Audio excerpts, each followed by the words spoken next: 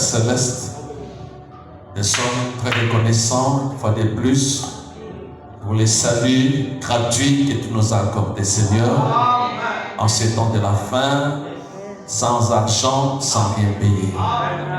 Notre Dieu, tu as été pour nous l'agneau parfait, l'agneau pascal. Tu es mort pour chacun de nous cet après-midi. Tu as payé les prix pour tous nos péchés, Seigneur, pour nos maladies, pour nos problèmes, nos difficultés, nos soucis. Tout, tu as payé cela, Seigneur. C'est pourquoi nous n'avons rien à t'offrir cet après-midi, Seigneur.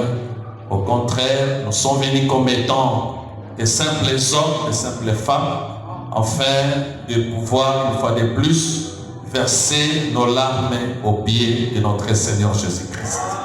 Seigneur, nous sommes très fiers et très contents d'appartenir à ceux qui ont été sauvés par la grâce de Dieu. Et nous croyons que nous sommes partie de l'épouse du Seigneur. Et surtout en ces temps de la fin, il nous a promis de nous envoyer un prophète et il nous a dit qu'au travers de son ministère, que nous sommes appelés l'épouse du Seigneur.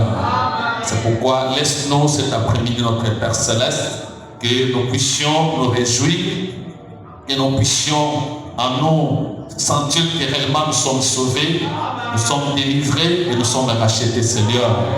Permets que toute l'assemblée, toute l'assemblée, la pierre de fête tabernacle au Dieu, soit dans la promesse que tu as donnée à ton épouse au temps de la fin, Seigneur. Bénis la réunion de cet après-midi. Souviens-toi de ton serviteur, le révérend pasteur Canon, Seigneur. Souviens-toi de son épouse et toute sa famille, Seigneur. N'oublie pas la pierre de fête devant laquelle je me tiens ici, Seigneur. Bénis chacun d'une manière ou d'une autre. Il y a de ceux qui ont demandé des prières sur les plans spirituels, sur les plans matériels, sur les plans financiers, physiques. Laisse que tous ceux qu'ils ont demandé, que leur soit accordé, Seigneur. Nous croyons que le diable n'a aucun pouvoir sur chacun de nous cet après-midi, parce que nous sommes du côté de celui qui a vaincu la mort et il a vaincu la tombe, Seigneur. Laisse que cette période pascale devant laquelle nous sommes, Seigneur, que chacun soit complètement délivré de la tombe du péché, de la tombe de la maladie, de la tombe des soucis, de la tombe des alliances familiales, de la tombe de toutes sortes de mauvaises choses, et qu'il ne se retrouve plus dans la tombe, mais qu'il soit ressuscité ensemble avec Jésus-Christ. Sois béni, sois loué à jamais une fois de plus. Laisse que ton nom soit béni, que ton nom soit élevé, que ton nom soit glorifié, que ton nom soit acclamé, notre Père Céleste, au siècle des siècles, pour la gloire de Jésus-Christ. Toi, les dieux de William Branham, nous avons demandé de prier ainsi et nous disons, bénis la parole, bénis chacun, bénis nos âmes, nous laissons tout entre tes mains et tout pour ta gloire, dans les puissants noms de Jésus-Christ. Laisse que tu me donnes ce que toi tu as promis pour ton peuple cet après-midi. Moi je m'écarte du chemin, je n'ai rien de spécial, mais c'est toi qui as quelque chose à donner à ton peuple, Seigneur. C'est toi le bon berger de ce troupeau, c'est toi qui connais les péchés de tout et chacun. Sois avec nous une fois de plus, laissons tout entre tes mains du début jusqu'à la fin, dans les puissants noms de Jésus-Christ. Toi les dieux de William Branham, nous avons demandé de prier par la foi et nous te disons Amen. Et Dieu bénisse cet après-midi. On va acclamer très fort pour la gloire de Jésus-Christ. Merci beaucoup. Je remercie le pasteur, le révérend l'ancien, pour m'avoir invité. Je crois qu'il s'inquiétait parce que juste les dernières heures, j'étais déconnecté un peu.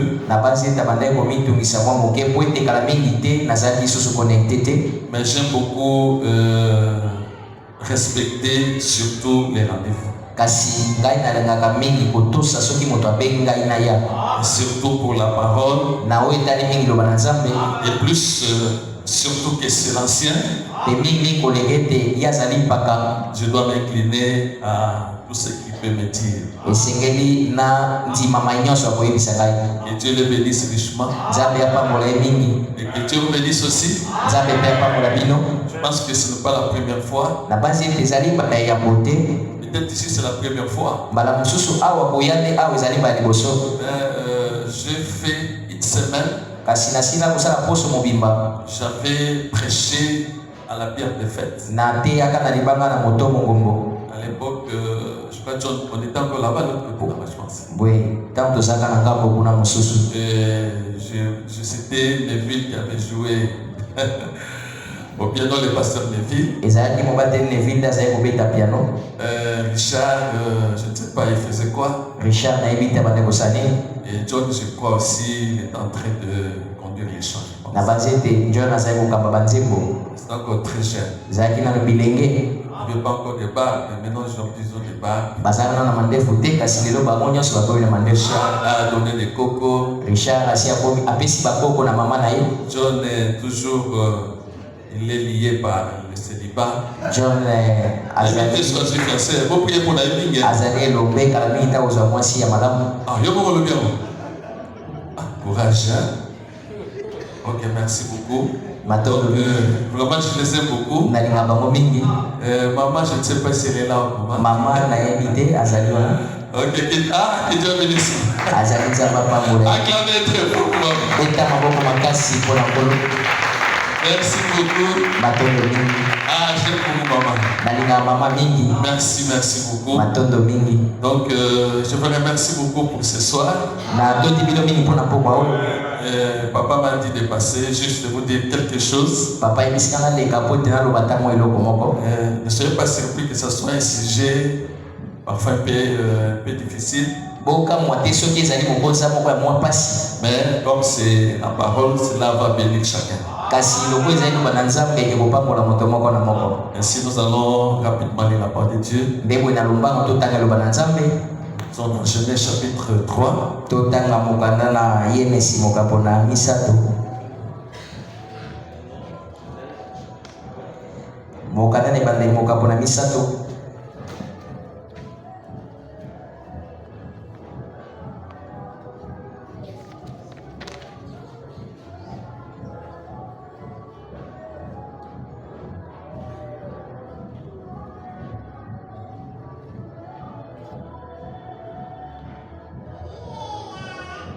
Maintenant, le verset 19.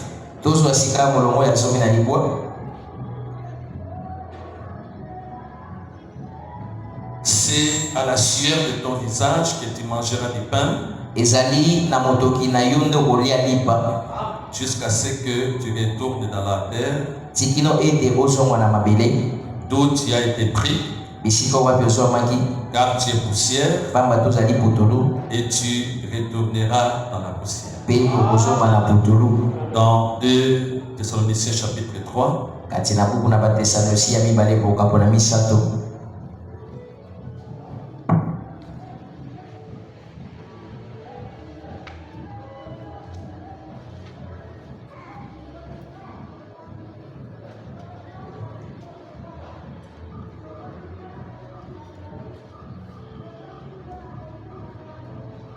Chapitre 3.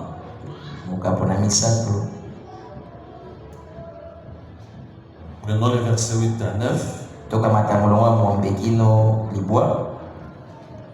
Nous n'avons mangé gratuitement du pain des personnes, mais dans le travail et dans la peine. Nous avons été nuit et jour à l'œuvre pour n'être à charge à aucun de vous. Ce n'est pas que nous n'en issions le droit, mais nous avons voulu vous donner en nous-mêmes un modèle à imiter. Car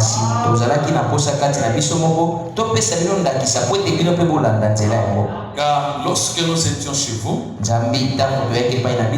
nous vous disions expressément Si quelqu'un ne veut pas travailler, qu'il ne mange pas non plus. Que Dieu bénisse la lecture de sa parole. Asseyez-vous, je vous en prie. Je pense que l'ancien vous avait déjà dit les petits sujets que j'avais à vous dire. Bon, je ne me suis pas présenté, c'est le pasteur Placide. J'ai une église à Pompage. L'église s'appelle Roi de Salem Tabernacle. Et plusieurs fois, je pense que l'ancien est venu prêcher plusieurs fois chez moi. Et c'est pourquoi d'abord je les remercie parce que il m'a assisté lors des dés que j'avais eu.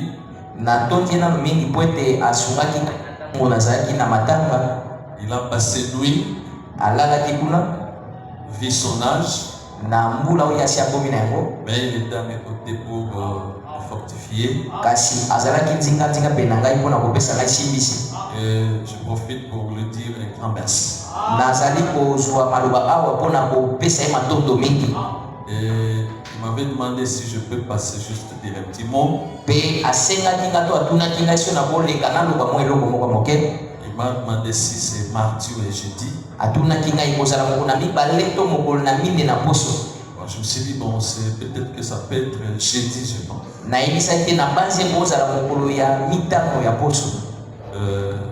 C'est pourquoi je suis arrivé juste pour dire ce que tu as mis dans mon cœur.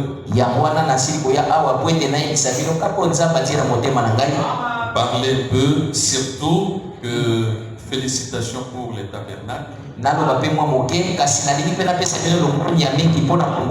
Parce que la fois passée, quand je suis passé par ici, je n'étais pas comme ça. Mais les travaux ont tellement avancé. Et ça, ce n'est plus la main des hommes, mais c'est la main de Dieu. Et vous le faites pour le Seigneur Jésus-Christ. Et attendez-vous à des grandes bénédictions. Je vous dis merci pour déjà ce que vous avez déjà fait, c'est grand. Et c'est pourquoi je voulais aussi profiter parce que ça demande des sacrifices. Ça demande la volonté. Ça demande de l'argent. Ça demande des économies. Ça demande que vous puissiez ne pas vous arrêter quelque part, mais achever ce travail jusqu'à la fin.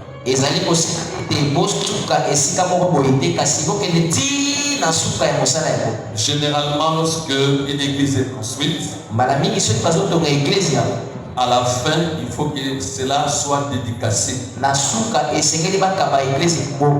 Donc il ne faudrait pas arrêter les travaux. Il ne faudrait pas aussi qu'une seule main ou un seul doigt puisse souffrir. Mais il faut que vous puissiez tous mettre la main dans la pâte. Et c'est pourquoi c'est l'un des sujets pour lesquels je me tiens ici. C'est juste réfléchir ensemble. Qu'est-ce qu'il faut pour que nous puissions rapidement ou plutôt terminer les travaux? Et qu'est-ce que la parole nous dit? Parce que tout ce que nous faisons, c'est en rapport avec la parole. Par Raison pour laquelle je commençais par lire la parole, qui est le fondement, qui peut nous faire voir ce que nous devons faire. Dans Genèse au chapitre 3, il est dit que Dieu, lorsqu'il a créé le monde, il a aussi créé l'homme. Il a donné à l'homme le pouvoir de cultiver la terre. Il a donné à l'homme la juridiction pour que l'homme ne dépende pas totalement de Dieu. En quelque sorte, Dieu voulait se décharger un petit peu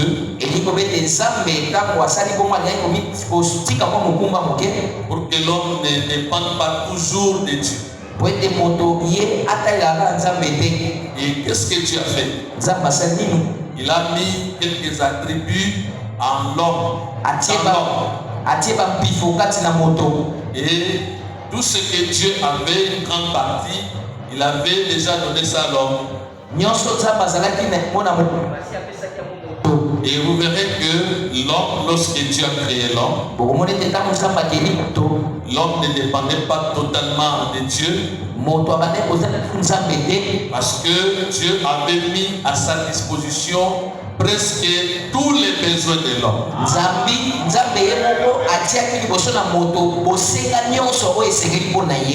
Donc c'est vrai que l'homme devait prier, devait demander à Dieu.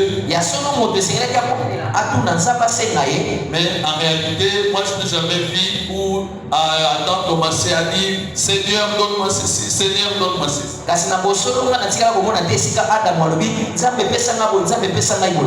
Mais Adam avait presque tout ce que Dieu voulait lui donner.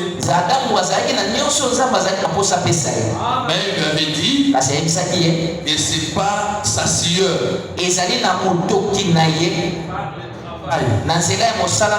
Il doit travailler pour qu'il puisse avoir quelque chose et il puisse avoir les besoins, tous les besoins qu'il avait dans son cœur. Donc Dieu lui a tout simplement ouvert une parenthèse ou un seau qui a été brisé. Le travail. Avec ses mains, avec l'intelligence, avec le vouloir, il pouvait faire ceci, il pouvait faire cela, parce qu'il avait toutes ses capacités. Et il avait tout ce qu'il pouvait faire autour de lui. Et c'est pourquoi je ne pense pas qu'Adam, ayant tout ce qu'il avait, tout ce que Dieu lui avait donné,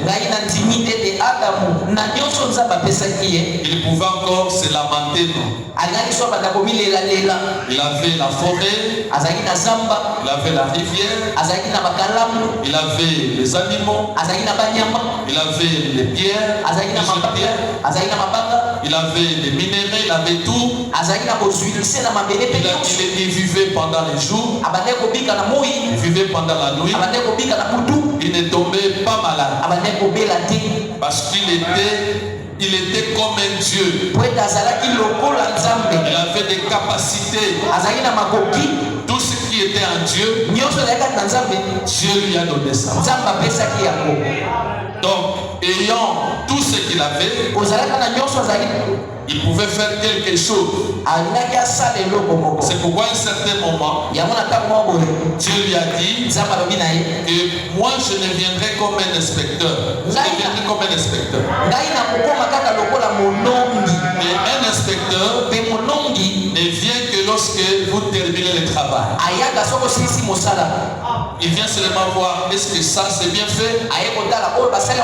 Est-ce que ça c'est bien fait? Est-ce que ça c'est bien fait? Et il fait son petit commentaire. Il peut dire, ah c'est bien fait.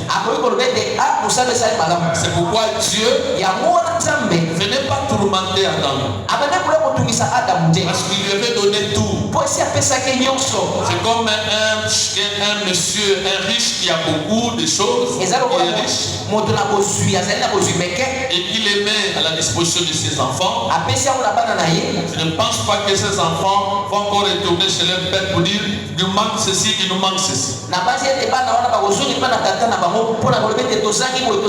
Et j'ouvre une parenthèse. C'est dans cet état-là que Dieu nous met aujourd'hui. Et je me rappelle, frère Madame dit, les croyants ou les chrétiens se plaignent chaque jour. Ce n'est pas bon, mes frères et sœurs. On est du matin au soir, on ne fait que se plaindre. Alors que frère Madame dit que Christ a tout racheté pour nous. Donc même pour votre guérison, vous avez ça entre vos mains. Donc ce n'est plus le temps de vous plaindre. Mais plutôt frère Madame dit, le temps dans lequel nous sommes, c'est le temps de prononcer quoi? Il ne faut plus parler, ah maman,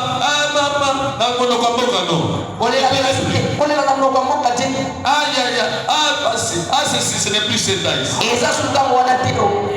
C'est le temps de prononcer la parole. C'est le retour en Éden. Dieu a mis à notre disposition ce que nous devons faire. Ce que nous avons, c'est Dieu qui les a mis entre nos mains. Et quand Dieu vous dit que j'ai déjà donné, n'allez plus tourmenter Dieu. Parce que vous avez déjà la chose. Amen. Vous connaissez l'histoire de cette maman-là. Il y avait son fils à New York, était riche, qui était très riche, et qui lui envoyait des chèques. De temps en temps, chaque mois, il avait des chèques. Et ce sont les chèques en blanc. Et elle-même devait mettre les montants. Et aller devant les guichets et recevoir de l'argent. Mais cette maman, par ignorance, frère Madame dit que par ignorance, c'est parce qu'il ne connaissait pas qu'elle avait déjà tout. Déjà, le fait d'avoir ce chèque-là, il pouvait aller quelque part. Ah, ça c'est ma maison. C'est à ma campagne, il achète ma maison. Elle va alimenter, elle achète une maison. Elle va quelque part, elle achète, je ne sais pas, TX. Parce qu'elle avait tout entre ses mains. Mais ne connaissant pas qu'elle était déjà riche. Elle commençait à tomber malade. Elle commençait à maigrir. Elle commençait à regretter. Mais un jour, quelqu'un est passé par là. Qui connaissait son fils. Et je vais voir un peu la maman de tel. Elle arrive à la maison. Elle la trouve sur un grabat. Un vieux matelas. Il me demande, ça c'est quoi ça? Qu'est-ce qui se passe? Ah, j'ai mal. Ah, les dos, ça ne va pas. Ah, la tête. Ah, ça ne va pas. Il dit, mais c'est quoi ça? Est-ce que tu n'as pas quelque chose que ton fils t'envoie? Ah oui, mon fils m'envoie des photos. Ah, Alors donnez ces photos. Oh, il dit que ce ne sont pas des photos. Si quelqu'un ne comprend qu'il n'a pas la révélation, même quand il vient ce soir, même s'il fait une longue prière, la prière là est à côté. Parce que ce que tu demandes, ça se trouve déjà quelque part. C'est pourquoi la Bible dit, demande tout ce que tu veux, et cela te sera quoi? Ce n'est pas de mensonge. Il ne faut pas dire à Dieu qu'il a menti. Nous avons reçu un prophète, et même lui-même, William Branham a dit, si vous n'êtes pas béni, et que Dieu ne vous bénit pas, prenez un écriteau, prenez un stylo, écris sur mon dos que je suis un faux prophète. Parce que toutes les prières de Branham ne parlaient que de la bénédiction. Je n'ai jamais vu où Branham est en train de maudire l'église. Branham, c'est le courroie, c'est le tuyau, c'est le canal à travers lequel Dieu bénit sa fille et Dieu bénit son fils. Parce que frère Branham dit, si Dieu ne vous bénit pas, allez parler à tout le monde que je suis un faux prophète. Donc quelque part, c'est William Branham qui est passé par chez nous pour nous secouer un peu. Que ce que vous demandez, vous avez déjà ça. Et Branham ajoute, demandez des grandes choses. Et Branham dit que les petites choses sont difficiles à recevoir, mais les grandes choses sont faciles à recevoir. Et si vous ne les recevez pas, parce que vous demandez des petites choses, Seigneur, donne-moi de l'argent. Donne-moi $1000. Il dit, mais c'est trop peu. Le ciel est réservé de beaucoup de millions de dollars. Donc, tout ce que vous pouvez demander, Dieu en a aussi. Et frère Branham dit encore, c'est comme une souris dans un grenier de l'Égypte où il y a beaucoup d'arachides. Maintenant la souris a peur. Je vais seulement prendre un petit grain. Pendant la nuit, il dort sur la richesse. Il dort sur tout ce qui est dans les greniers de Dieu. N'ayez pas peur. Et les Français disent que l'abondance ne nuit pas. C'est pas parce que vous avez plusieurs maisons que vous allez vous nuire, non. Dieu a mis à votre disposition ce que vous ignorez. Vous avez déjà ça entre vos mains. Il dit c'est comme un petit fretin dans l'océan qui a peur. Je vais seulement prendre juste un petit goutte d'eau. Alors que chaque jour, il est dans ce grand océan, il ne va jamais tarir. Et notre grenier, notre océan, c'est ce message de restauration que Dieu vous a donné dans de la foi. Et maintenant, dit que ce qui fait ça, c'est quoi? Pourquoi les chrétiens ne reçoivent pas? Pourquoi vous priez que vous ne recevez pas? C'est parce que vous avez peur. Et la peur, c'est un démon. La peur, c'est un démon. Et quand vous enlevez la peur, et la foi vient, et vous avez tout ce que vous avez besoin. Prenons Proverbe chapitre 6. Proverbe au chapitre 6. Nous allons apprendre quelque chose ici que la Bible nous enseigne. Dans Proverbe au chapitre 6. Proverbe. La Bible nous dit ceci. Prenons au verset 9. On peut monter un petit peu. Au verset 6. La Bible dit, va vers la fourmi. Toi paresseux, considère ses voies et deviens sage. On apprend la sagesse au travers la fourmi. Elle n'a ni chef, ni inspecteur, ni maître. Elle prépare en été sa nourriture. Elle amasse cependant la moisson de quoi manger. Il dit paresseux, jusqu'à quand seras-tu couché? Tu ne veux pas travailler. Tu ne veux pas recevoir quelque chose. Jusqu'à quand? Quand tu te lèveras, quand te lèveras-tu de ton sommeil? Toi paresseux. Dieu n'aime pas les paresseux. Dieu a fait 6 jours.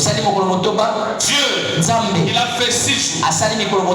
Il ne faisait que travailler. Les premiers jours, il a travaillé. Le deuxième jour, le troisième jour, le cinquième jour, le sixième jour, le septième jour, il se repose. Il a travaillé. Il a créé le ciel. Il a créé la terre. Et nous aussi, nous apprenons ça. Et Dieu, frère Madame, dit, la Bible dit, celui qui ne travaille pas, c'est un paresseux. Un paresseux, c'est quelqu'un, après quelques jours, il va commencer à mendier quelque part. Ce n'est pas notre vie. Non, mes frères et sœurs. Dieu nous apprend à travailler. Dans les messages, un homme qui fuit la face de l'Éternel. Est-ce que vous êtes ici ce soir? Supportez-moi. Prêchez en 65. Au paragraphe 46. Vraiment dit ceci. Nous sommes venus apprendre la parole de Dieu. Et ça va nous aider tous. Au paragraphe 46, frère Wanam dit, il dit, nous fuyons les responsabilités. Amen. Nous fuyons les difficultés. Nous nous sommes tous sujets à faire ça. Ah, ça ce n'est pas moi. Ça c'est pour lui. Il dit, nous sommes plus sujets à fuir qu'à nous tenir là pour faire face à la chose.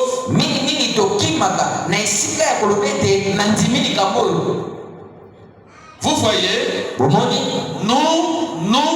découvrons que nous sommes en train de fuir. Dieu a dit à Adam, heureusement qu'il n'y avait pas beaucoup d'hommes sur la terre. Il n'y avait que Adam. Il dit, tu dois travailler. S'il y avait beaucoup de gens, il a dit, bon, travaillez-vous tous, mais là, Adam. Adam, c'est notre père de la foi, c'est plutôt notre père. Nous ne voulons pas travailler. Nous découvrons que nous sommes en train de fuir. Des fois, nous découvrons que nous sommes enclins à fuir le travail. Vous savez, frère Branham dit que pour que les enfants d'Israël arrivent à avoir même tout ce qu'ils ont eu, baswa atako baswa ki ya moke wana et qu'ils en ont enduré plusieurs années, mais malgré cela, ils ont appris à travailler. Même dans les pays étrangers, comme nous les Chinois aujourd'hui, comme les Indiens et aussi les Juifs, étant dans un pays étranger, bien que sous les jours de Pharaon, mais lorsque vous saluez un Juif, en tout cas, il n'a pas la main CPCB non. C'est trop dur. Ils fabriquaient des briques et ils amenaient, ils faisaient beaucoup de travaux et ils ont laissé l'Égypte avec des pyramides, avec de grandes constructions. Bien qu'ils ont laissé, ils ont appris quand même que, en tout cas, les Juifs travaillent. Et nous aussi, nous sommes des Juifs spirituels. Et notre base, c'est la parole. Nous ne sortons pas de la parole. Parce que tout ce que Dieu a mis à notre disposition, ça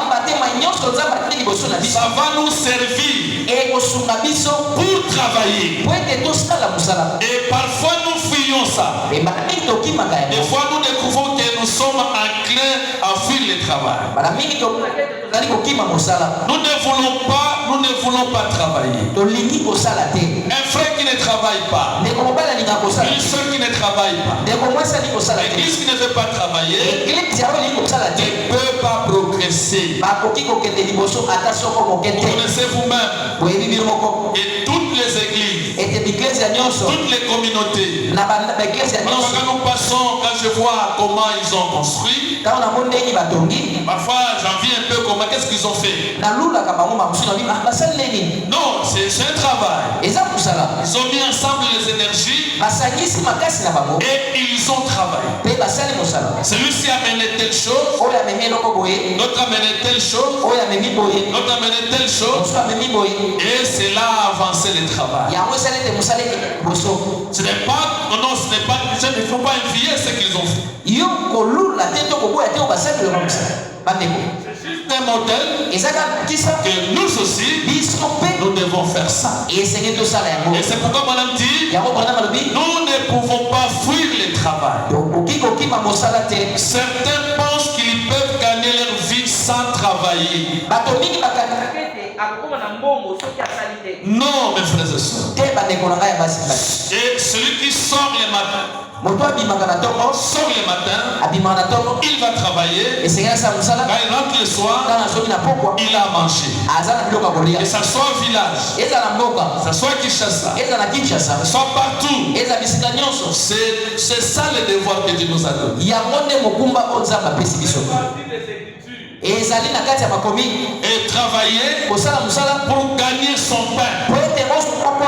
Et si la fourmi, il travaille aussi, il amasse, il garde. Il y a la fontaine qui nous a donné juste quelque chose. La fourmi, la cigale et la fourmi. Et la cigale ne faisait que chanter, chanter, chanter. Mais la fourmi travaillait.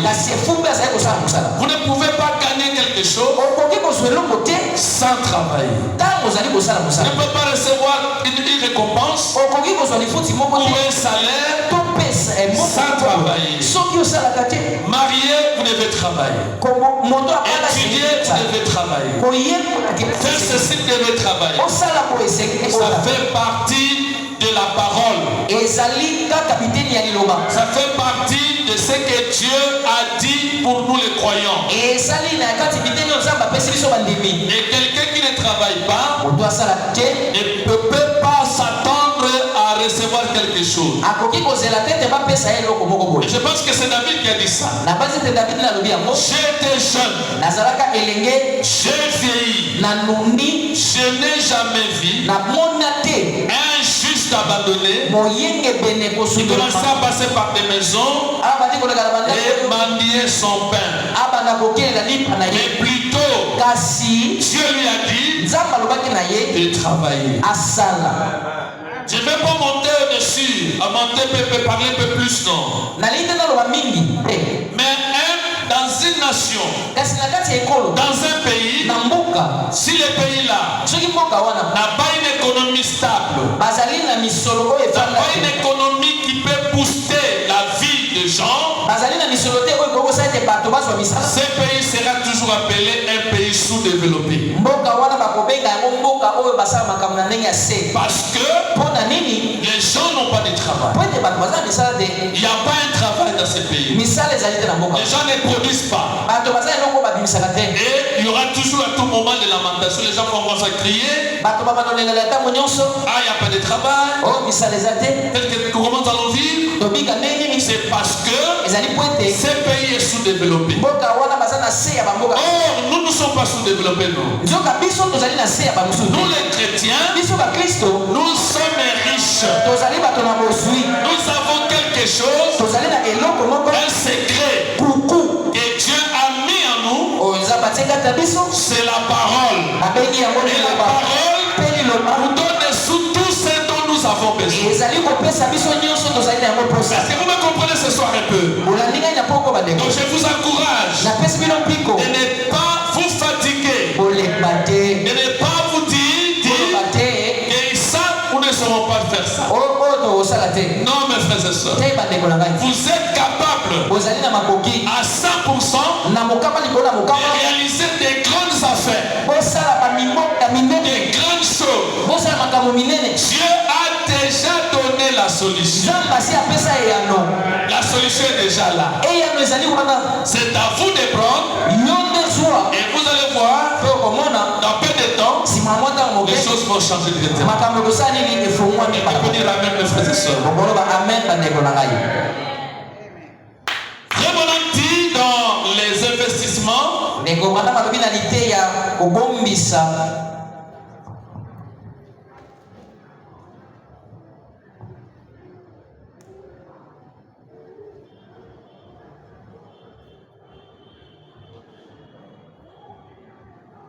il dit ceci.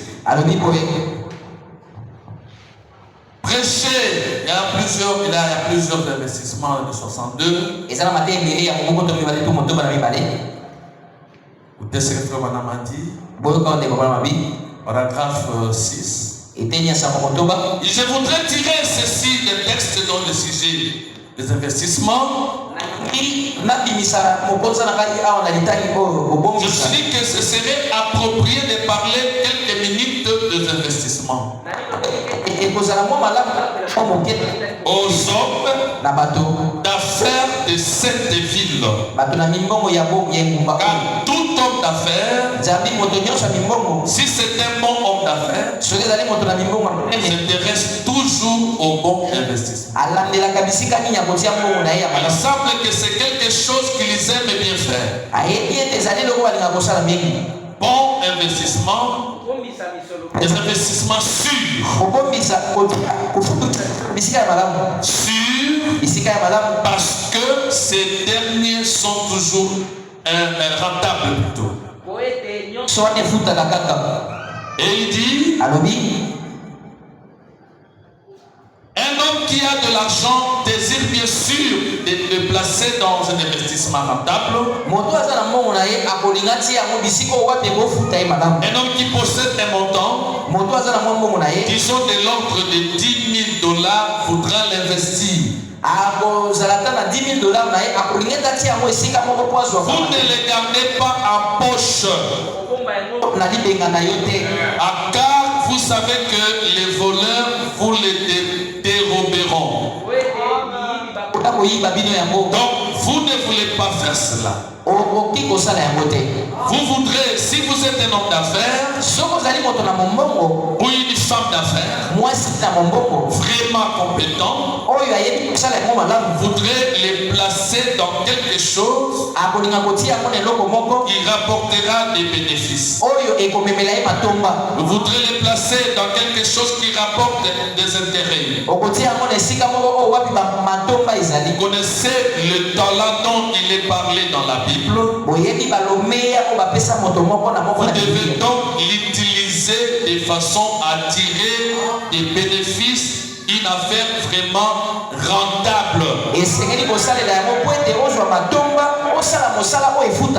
Vendre de l'eau, vendre des beignets, vendre des chaussettes, ou vendre quoi que ce soit, c'est une affaire. Ce sont des affaires, bien qu'à petite taille, mais plus vous les faites, plus aussi ça rapporte aussi. Donc ne minimisez pas les petites affaires que vous faites. Si vous vendez, il y a quelque chose que vous gagnez là-dedans. C'est aussi un travail. Si vous avez la chance d'être engagé dans une société quelque part, c'est aussi un travail. Parce que à la fin du mois, on vous donne quelque chose. Vous êtes payé. C'est aussi un travail. Mais frère madame dit, et chaque travail, chaque investissement, là où vous placez votre argent, vous tirerez toujours quelque chose. Même une maman qui fabrique des galettes le soir, qui fabrique des beignets quelque part, gagnera toujours. Même si vous vendez, je ne sais pas quoi que ce soit. Même si vous avez une boutique, un magasin, vous avez, je sais pas, vous êtes dans l'import ou export, ou vous allez en Chine, vous allez à Turquie, vous allez partir par-là. Vous gagnerez toujours parce que vous êtes dans les affaires. Vous avez investi. Vous avez pris votre argent, pas pour perdre, mais pour gagner. Maintenant, là où frère madame n'est pas d'accord avec nous, c'est de garder l'argent sans que cet argent ne soit mis en travail pour investir, sans investir cet argent. La frère madame n'est pas content parce qu'il y a des risques lorsque vous gardez l'argent qui ne produit pas. C'est comme quelqu'un qui ne marche pas, c'est comme quelqu'un qui est malade. Et l'argent aussi aime être tourné, être investi. Il faut l'investir, il faut le mettre quelque part pour que cela puisse produire. Quand vous mettez, ça produit les bénéfices, les intérêts, et vous gagnez là-dedans. Mais si vous ne le faites pas, il y a un gros risque qui vous arrive. Soit vous allez perdre. Je me rappelle, il y a un jour, il y avait, je ne sais pas, il y avait une année comme ça, du temps de Mobutu. Il y avait ce qu'on appelle, il y avait un phénomène qu'on devait changer la monnaie. En économie interne, on change la monnaie. Et il y avait des grands hommes d'affaires qui n'avaient pas investi, qui n'avaient pas placé l'argent dans les affaires. Et quand Mobutu a changé la monnaie, la vieille monnaie est tombée. Et cela a mené beaucoup d'opérateurs économiques dans une faillite. Et ici, moi je parle de quoi ici? On parle des affaires. Vous avez un petit rien. Vous avez un petit capital. Faites quelque chose. Là, ça va vous amener de ne pas être jaloux de quelqu'un qui prospère dans les affaires. Ça va enlever la haine ou la sorcellerie dans le cœur des gens. Il y a des personnes, quand quelqu'un gagne sa vie proprement, il commence à lui chercher des problèmes. Il commence à chercher comment il a gagné la vie. Peut-être qu'il a touché les fétiches. Lorsqu'il a voyagé dans tel village là, il est allé prendre des fétiches. Un chrétien ne peut pas penser comme ça. Même vendez les babouches, atotekaka mapapa vous gagnerez toujours. yebe tokozwa kaka mbongo Notre seul fétiche, kisi na biso kaka moko c'est Dieu lui-même. ezali nzambe ye moko. Parce qu'il y a un secret lorsque vous investissez, mes frères. ezali na sekele moko ntango ozali kotia mbongo na biso moko. Et frère Bonhomme dit ceci. ekobana malobi boye Il dit alors, ce faisant, vous ne voulez pas les placer dans quelque chose de certain. okoki te kozwa mbongo na yo otia yango na eloko oyo ezanga ntina. Non, moi je ne peux pas placer mon argent dans Winner. Non, je ne peux pas. neti nga boye nazwa mbongo na nga nakotia na winer esima te. Et où il y a des trucs là qui tournent comme ça. eloko babetaka na baje boye. Je me souviens d'un petit qui venait pleurer à la maison comme ça. namona eza na elenge moko bando olelalela na poko na ndako. Il a pleuré. osima kuku Ah, bon, c'est la bon, c'est la o balenga mbongo. Il dit ce sont des jeux d'hasard, il ne faut pas faire ça. eza bamasano ya pwasa. Et c'est le diable. Vous savez que le winner là, je pense, ça vient de Nigeria ou quelque part. Oui. On les a chassés là-bas. winer wana ekenda na nigeria babengana Il dit non, non, non, non, ne faisons pas de ces choses-là. babi te tolingi biloko wana te. Et frère Banam aussi condamnait ça. ndeko banani baba nde koboya yango. Et on ne peut pas investir dans les jeux d'argent. okoki te kokoma moto na bozwi Les jeux d'hasard. bamisolo oyo Tu n'es pas sûr que tu vas gagner là-dedans. masano ya pwasa Quand tu donnes 2000 francs, opesi 2000 parfois tu échoues, on mange cet argent. ake bameli yo mbongo wana. Et tu rentres parfois pieds nus. Plutôt, tu rentres pieds nus, tu n'as pas de transport. ozongi bamosusu makolo obeta makolo mbongo Tu ekani ne peux pas investir dans ces histoires-là.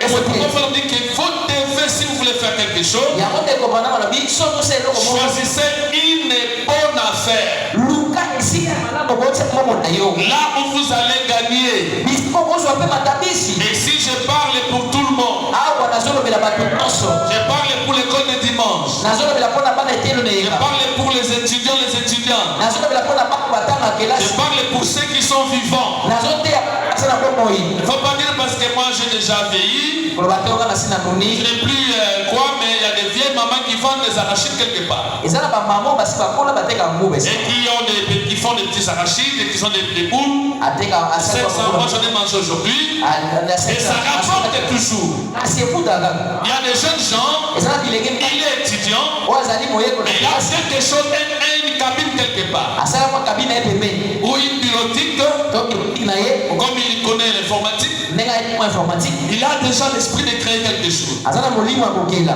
Donc nous biso ne pouvons pas perdre notre temps tokolekisa ntango na biso te pour ne rien faire. osala eloko te Ne dormez pas jusqu'à 10 heures. olalaka te na mwa mine ya molanda Non, je dors mon frère. oyo te bongo nde Dieu va me donner quelque chose. nalalaka nzambe opesa Il ne le fera pas. nzambe osala yango Il te ne le fera pas. asala bongo te Si toi-même tu ne prends pas conscience soki yo moko ozali de kozwa te créer une affaire. mayele ya kosala mombongo na yo Et prenons dit, bana balobi un homme d'affaires bien avisé ne pensera pas à une telle chose. moto na mombongo oyo bakebisa ye akosala bongo te Vous donnez l'argent à quelqu'un, opesi moto mbongo il va à l'Équateur. oyo ake na équateur Allez, bon, ça va, je vais t'envoyer l'argent. na ntindelo mbongo Achetez-moi telle chose. sobela bambisi ye Et s'il n'a pas le Saint-Esprit, so eza molimo sango te s'il n'a pas Dieu, so aza nzambe c'est te aussi un risque aussi. ezali mpe likama monene J'en ai vu beaucoup. namoni yango mbala mingi Vous envoyez quelqu'un, otindi motu il est parti.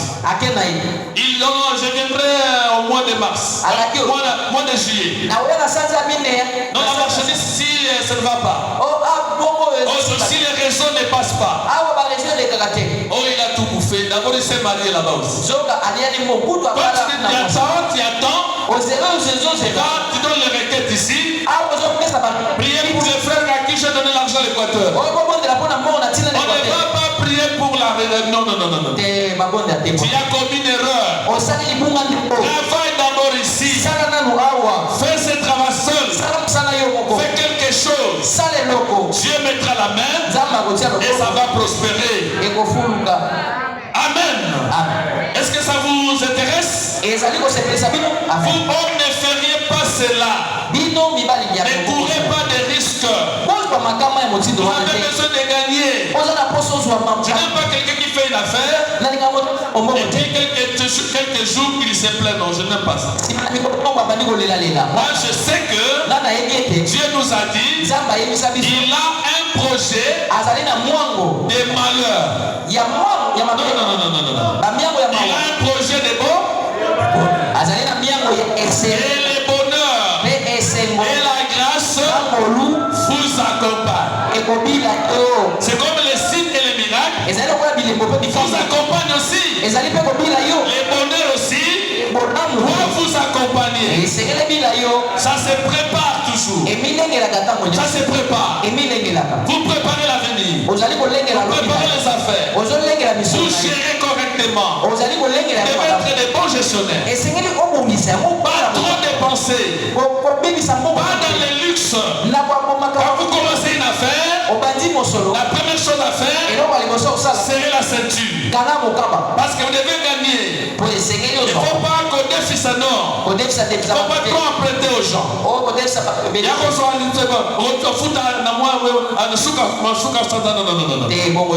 a des faux emprunteurs.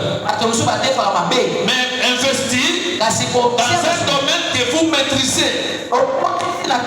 Il ne faut pas aussi copier une chose que vous n'allez pas maîtriser. Parce que tel a fait ça, moi aussi je vais aussi imiter aussi. Non. Dieu va vous inspirer de ce que vous allez faire. Même pendant plusieurs années, vous maîtrisez la même activité. Vous connaissez le chemin de cette activité. Je sais que quand je vends, j'ai telle chose. Quand j'achète, j'ai tel intérêt. Et à travers de ça, ce bénéfice, je peux maintenant soutenir l'œuvre du Seigneur. Le travail paye toujours. Et la Bible dit, par la sueur de votre front, vous aurez quelque chose. Et vraiment dit, ne courez pas de risques pour investir dans quelque chose qui va tomber de main. Lorsque vous avez une affaire comme cela pour y investir, alors vous avez l'assurance de gagner quelque chose. Même les gens qui se plaignent. Moi je regarde beaucoup les frères. Ils veulent se marier. Il va se tourmenter. Il va commencer à penser, peut-être dans mon âge j'aurai quelque chose. Ou je vais quelque chose passer parfois avec des papiers là avant le mariage. De faire part. Non. On ne se marie pas bien de faire part. Travaillez d'abord. Faites quelque chose. Préparez petit à petit. Dieu vous bénira toujours. Dieu nous a donné tout. Dieu connaît ce que vous avez besoin. Parce qu'il est le vrai gestionnaire. Dieu n'a jamais connu de pertes. Dieu gagne toujours. Et votre Dieu que vous adorez vous donnera toujours quelque chose dans le sens de gagner et non de perdre. C'est Satan qui vient et dérange les affaires. Mais prenons le seul secret pour que les affaires soient stabilisées. Payez votre dîme, payez vos offrandes. Est-ce que c'est la vérité? Satan ne mettra jamais sa main là-dessus. Parce que Dieu va veiller sur ceux qui entrent et sur ceux qui sortent. Donc vous devez très bien gérer ce que vous avez. Un bon gestionnaire, c'est celui qui refuse plus de dépenses ou qui ne dépense pas n'importe comment. Mais un bon gestionnaire, c'est celui qui aime beaucoup plus maximiser. Il a besoin de voir son affaire prospérer. Voilà comment Dieu veut faire de nous des bons gestionnaires. On a peur de faire cet investissement. Il préféra s'accrocher aux choses qu'il avait, la popularité, l'argent, la convoitise, au lieu d'investir. Dépenser n'importe comment. Non, surtout en cette période de crise. d'entreprise. Moi, je suis dans les domaines de la microfinance. Donc, je suis dans les domaines bancaires. Je suis économiste. Je suis banquier. Mais dans la période dans laquelle nous sommes, c'est une période de crise à cause de la guerre. Donc notre gestion doit être une gestion sereine, une gestion regardant. Est-ce que si je dépense pour ça, qu'est-ce qui peut arriver? Non, je ne peux pas dépenser. Je préfère investir pour que l'argent puisse produire. Oui, il y a des priorités. C'est bon. Mais ces priorités-là, avant de dépenser, il faut réfléchir. J'ai une petite un petit thème ici où j'ai juste quelque chose à donner. Peut-être que je donnerai ça plus tard. C'est juste un petit thème autour de ménage, autour comment gérer les maisons par exemple. Comment gérer les foyers, comment les parents peuvent-ils gérer la maison. Quelles sont les priorités? Quand ils ont les revenus, quand ils ont l'argent, maintenant qu'est-ce qu'il faut? Qu'est-ce qui est prioritaire? Quels sont les besoins? Priorité de la maison. Pour ne pas tout dépenser. Parce qu'il fallait mettre quelque chose comme la fourmi aussi. On ne sait jamais. Il y a des choses qui nous arrivent, qui nous surprend. Et si nous n'avons pas quelque chose à la maison, comment ça plairait un peu? Donc c'est pourquoi la fourmi nous apprend l'épargne aussi. Quelque chose. Et quand nos affaires prospèrent, quand nous investissons, nous ne devons pas tout dépenser, mais aussi épargner quelque chose. Mettre de côté quelque chose. Nous avons priorité ça. Nous devons dépenser ceci. J'ai $1000. Tu dois dépenser $600. Les $600 est le loyer. J'enlève ma dîme. J'ai les minerva des enfants. Ainsi de suite. Il reste $400. Dans les $400, j'épargne cela parce qu'il y a des choses qui peuvent m'arriver brusquement aussi. Il y a des choses brusques qui peuvent m'arriver. Et c'est là où nous apprenons la notion de la fourmi. Pendant des temps difficiles, il faut garder, il faut prendre ce que nous avons épargné pour faire face à ces problèmes-là. Donc toute affaire que vous allez faire va prospérer. Ça, vous devez connaître cela. Maintenant, j'arrive jusqu'à je chuter un petit peu. On dit que s'il y a des gens qui doivent travailler, c'est vous les chrétiens. C'est vrai que les gens disent nous irons au ciel. Bientôt nous allons partir. Ça ne sert à rien de travailler.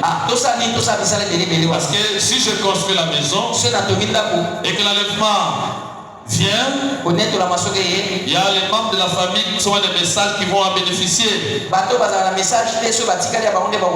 C'est pourquoi nous allons rester dans une maison de tôle. Non, mes frères. Construisez toujours. Non, mais pasteur, si nous construisons l'église, ne voyez pas que frère Branham m'a dit que ce sera des dépôts des armes. Non, vous avez mal compris la parole. Construisez l'église jusqu'à ce que l'enlèvement ait lieu. Il ne faut pas troubler les gens, mes frères. Investissez.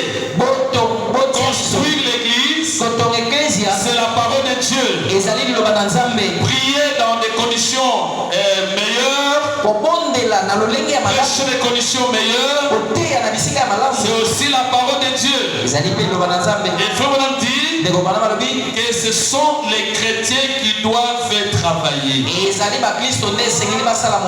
Ils doivent travailler. Dieu ne veut pas vous voir comme étant des paresseux, des poltrons. Vous devez déjà apprendre, même à vos enfants, le travail. Est-ce qu'il y a un amen, je pense? Le travail donnera toujours des revenus. Celui qui travaille, il va aussi manger. Il va bien vivre. Il sera dans une bonne santé, dans les meilleures santé. Et il ne va jamais mendier ni à gauche ni à droite.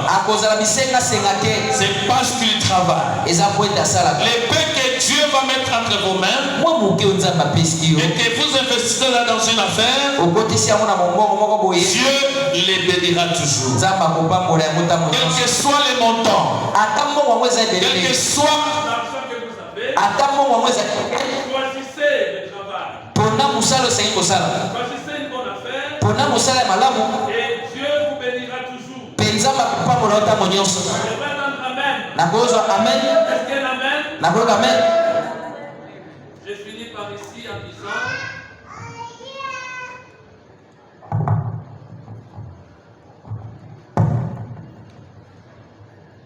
donc, question-réponse sur les sceaux, je pense.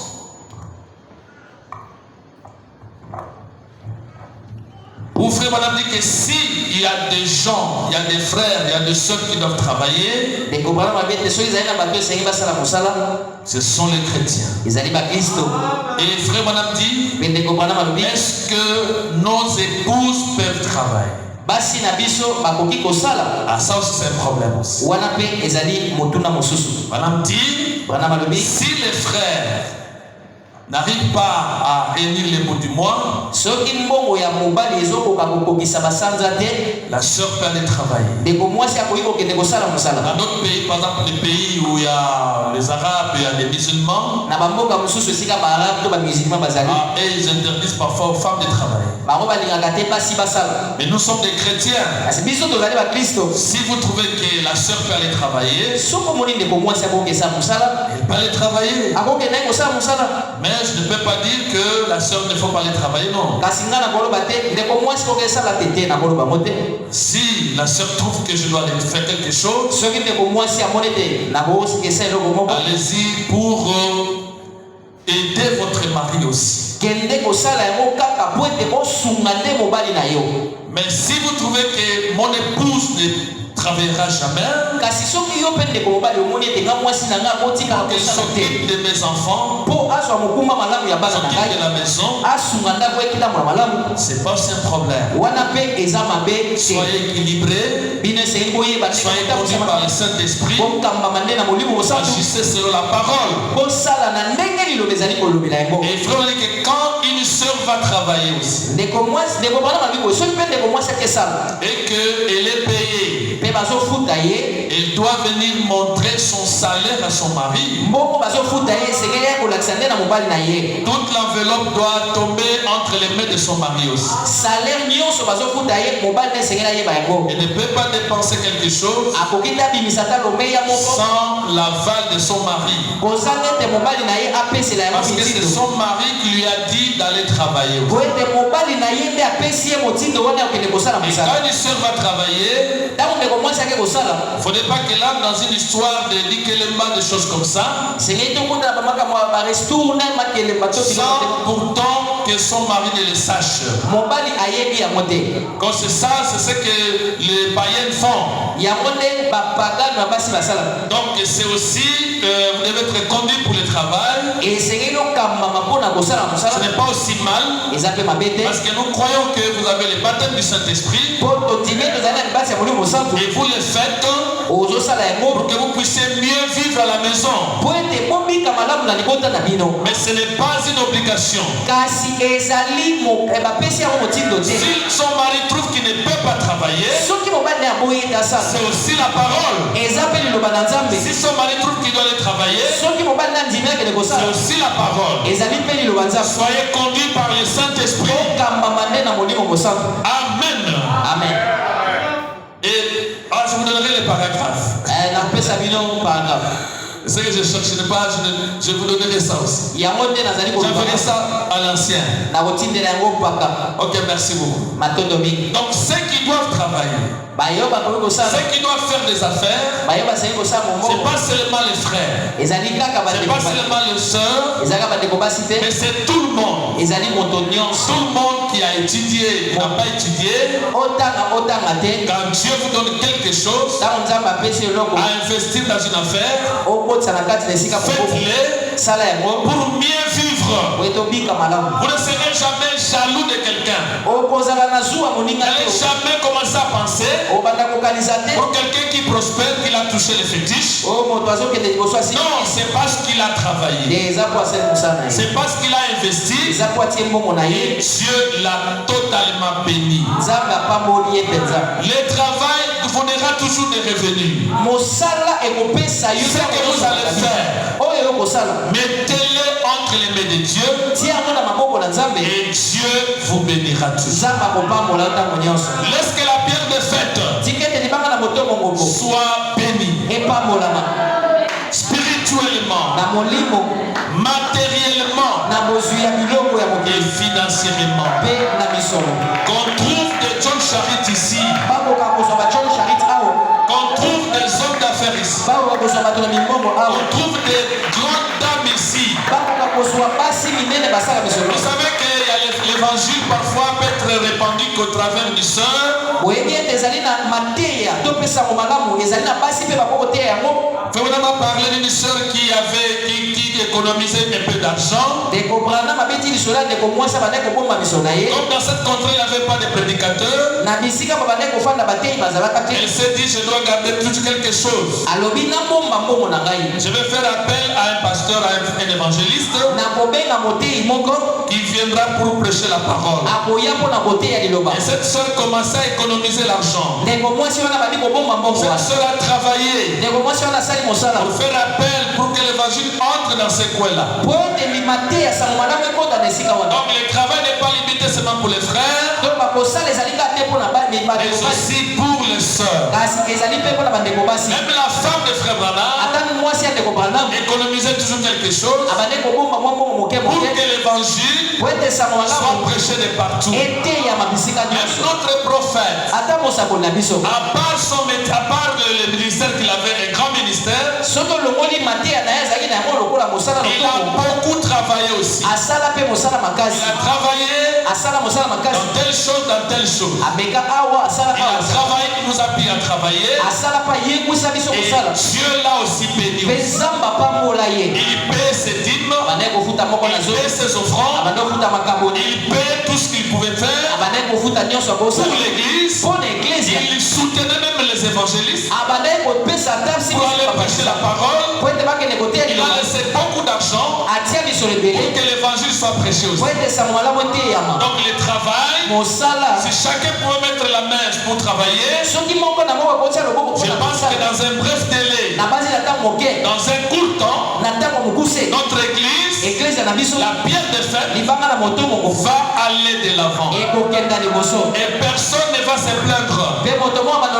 Parce qu'en retour, en contrepartie, les sacrifices, les efforts que vous ferez pour investir ici, en contrepartie, Dieu pensera toujours à vous. Il y a de ces gens qui étaient affamés à cause de l'évangile. Ils ont dit à leurs enfants, aujourd'hui, nous n'allons pas manger, nous prenons cet argent, nous allons mettre pour que l'œuvre du Seigneur avance. Et Dieu bénissait toujours ces couples-là. C'est un sacrifice que vous devez faire. Vraiment que Dieu vous bénisse. Que Dieu bénisse l'ancien. Peut-être que je viendrai autrement parler de ce que je parlais ce soir. Et chiffrer, le mettre dans un tableau pour que vous puissiez bien comprendre la Mais pour ce soir, que Dieu vous bénisse. Il bénisse l'ancien. Il bénisse toute l'église. Et il nous bénisse richement. Soyez bénis. Il enlève les maladies. Il enlève les soucis. Il enlève beaucoup de mauvaises choses. Et vos santé soit prospère. Que tout ce que vous voulez de vous désirer vous soit accordé par Dieu. Soyez richement bénis.